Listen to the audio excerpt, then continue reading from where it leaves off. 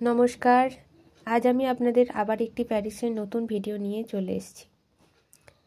এই জায়গাটির নাম হলো মন্টমার্টে। এটি একটি ঐতিহাসিক শৈল্পিক প্যারিসীয় এলাকা, যা একটি পাহাড়ের উপরে অবস্থিত। এখানকার আইকনিক স্যাক্রে কৌর ব্যাসিলিকা থেকে অত্যাশ্চর্য শহরের দৃশ্যের জন্য বিখ্যাত। এই যে দেখতে পাচ্ছেন সেই দৃশ্য, পাহাড়ের উপর থেকে সমতল ভূমিকে দেখতে কি অসাধারণ লাগছে। পাহাড়ের আঁকে বাঁকে এরকম ছোট ছোট ঘরবাড়ি দেখা যাবে। এই এলাকাটিতে ছবি এঁকে বিক্রি করা হয়। এই জায়গাটির নাম প্লেস ডু টেরে বা শিল্পী স্কোয়ার। দেখতেই পাচ্ছেন এখানে বিভিন্ন জন তাদের রং তুলি নিয়ে বসে পড়েছেন তাদের শিল্পী সত্তাকে ফুটিয়ে তোলার জন্য।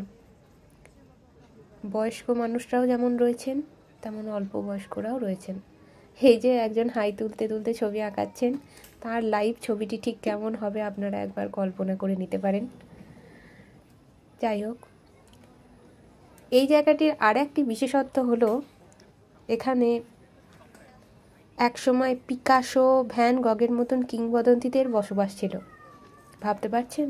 সেই সব বিখ্যাত চিত্রকররা এখানেই আগে থাকতেন এবং সেই জন্যই হয়তো এখানকার একটি বিশেষ এলাকায়, এই শিল্পী স্কোয়ারে, এত শিল্পী তাদের চিত্র নিয়ে বসে আছেন। এই জায়গাটিতে আমরা দেখেছি রাস্তার মধ্যে শিল্পীরা গান শোনাচ্ছেন, যা শুনতে অসাধারণ একটি অন্য রকমের ফিলিং তৈরি করে। আশেপাশের দোকানগুলিতে সুন্দরভাবে ডেকোরেট করা সব জিনিসপত্র, যা দেখলেই মনে হয় কিনে নিই, কিন্তু এত দাম কিনতেও পারা যায় না। এখানে সব আইফেল টাওয়ারের ছবি আঁকা রয়েছে, সবগুলি হাতে আঁকা এবং অসাধারণ শিল্পকীর্তির নিদর্শন এখানে পাওয়া যাচ্ছে।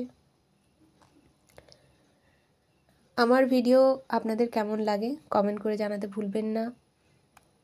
এই আমার সেই প্রিয় বন্ধু, আমার বোন।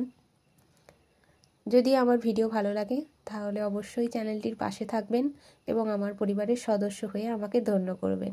নমস্কার।